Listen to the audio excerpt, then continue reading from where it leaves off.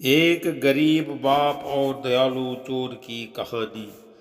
एक नगर में एक सेठ और एक गरीब का घर पास पास में था। सेठ को कभी मलाल न होता था कि एक गरीब उसका पड़ोसी है। गरीब की बेटी, जिसका नाम रुक्मणी था, सयानी हो चुकी थी। एक रोज गरीब ने सेठ से कुछ धन उधार मांगा था, ताकि सयानी हुई बेटी के हाथ पीले किए जा सके। परंतु सेठ ने उसे इनकार कर दिया। उसी रात सेठ के घर में एक चोर घुस आया। अभी तक सेठ और सेठानी सोए नहीं थे, तो चोर वहीं दुबक कर बैठ गया। सेठ सेठानी आपस में बातें कर रहे थे। देखते ही देखते रुक्मणी विवाह योग्य हो गई है। सेठानी ने कहा, हाँ, लड़कियां कुरड़ी यानी कूड़े का ढेर की तरह बढ़ती हैं, पता ही नहीं चलता कब सयानी हो जाती है। सेठ ने कहा, अब रुक्मणी के पिता को उसके हाथ पीले कर देने चाहिए। पता नहीं उसके माता पिता क्यों नहीं ये बात सोच रहे। सेठानी ने कहा, वो सोच तो रहे हैं, पर उनके पास धन की कमी है। आज रुक्मणी के पिता ने मुझसे कुछ धन उधार मांगा था, सेठ ने बताया। तो क्या आपने उनको धन दिया? सेठानी ने पूछा। नहीं, मैंने उसे देने से इनकार कर दिया, ये सोचकर कि वो गरीब आदमी है, लौटाएगा कैसे। पर मुझे लगता है रुक्मणी के पिता को कुछ धन दे देना चाहिए। लड़की का कन्यादान ही समझ लेता, इससे कुछ पुण्य मिल जाता। पर मैं अब उसे नहीं दे सकता। जिसे मैं धन के लिए एक बार मना कर देता हूँ, उसे दोबारा धन नहीं देता। कहते हुए सेठ ने आह भरी। कुछ देर बाद सेठ सेठानी बातें करते करते सो गए। चोर ने सेठ के घर से धन की पोटली चुरा ली और सेठ के घर से निकल आया। सेठ के घर से निकलकर उसे याद आया कि उसकी पत्नी ने कुछ बर्तन चुरा कर लाने का बोला था। वो तो भूल ही गया था, पर अब दोबारा सेठ के घर में घुसना उसे सुरक्षित नहीं लगा। तो उसने सोचा, गरीब के घर से कुछ बर्तन चुरा ले जाता हूँ। यह सोचकर वह गरीब के घर में बर्तन चुराने के उद्देश्य से घुस गया।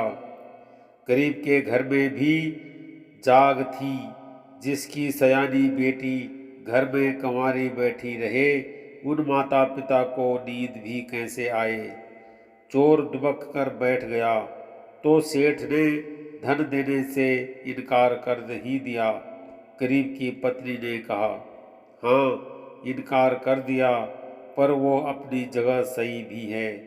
वो व्यापारी आदमी है, उसे धन का लेन देन करना होता है।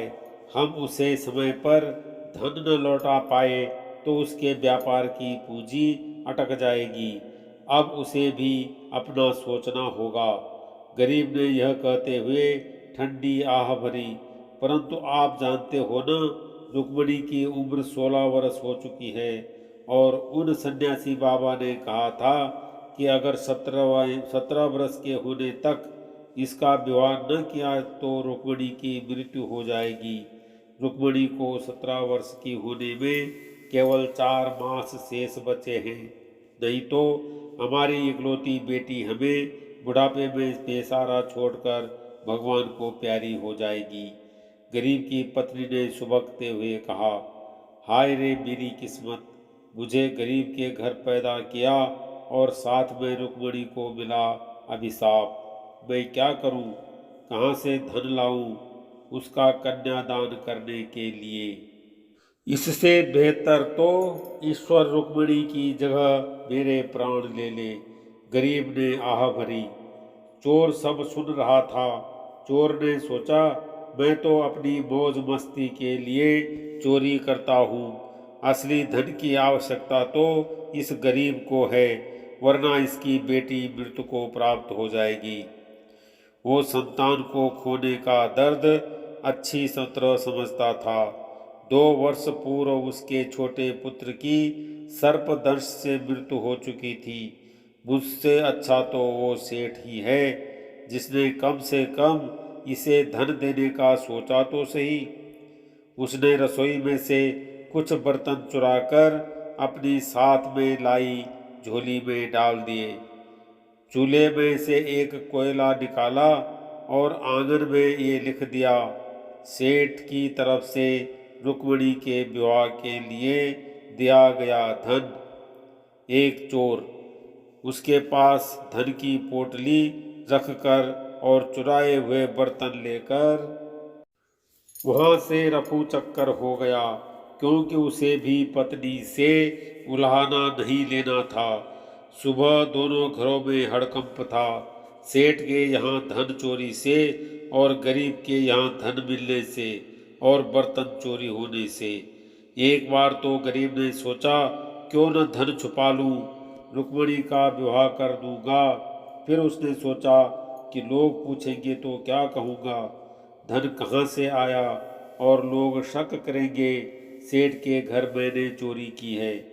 मुझसे अच्छा तो वो चोर ही अच्छा निकला, जो मेरी व्यथा सुनकर चुराया हुआ धन रुक्मिणी के विवाह के लिए छोड़कर चला गया। जब एक चोर इतनी दयालुता दिखा सकता है तो मैं क्या ईमानदारी नहीं निभा सकता।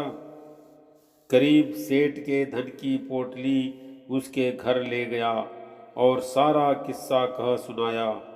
सेठ को अपने घर लाकर चोर की लिखी हुई बात भी पढ़वाई। सेठ ने सोचा, एक चोर इतना अच्छा हो सकता है, चुराया हुआ धन इस गरीब की बेटी के विवाह के लिए छोड़ जाता है और कहता है कि सेठ की तरफ से है, तो क्या मैं इस गरीब की बेटी के लिए कुछ धन नहीं दे सकता। उसने गरीब को उस पोटली में से आधा धन दे दिया और कहा, ये लो, ये धन रुक्मिणी के विवाह के लिए है और इसे लौटाने की भी जरूरत नहीं है। यह सुनकर गरीब बोला, सेठ जी आप बहुत अच्छे हैं, अच्छा न मैं हूँ न तुम हो, अच्छा तो वो चोर था जिसने रुक्मिणी के विवाह की व्यवस्था कर दी। मेरे पास धन होते हुए भी मैं तुम्हें न दे सका और वो चुराया हुआ धन भी दे गया। काश ऐसे अच्छे चोर और भी हो।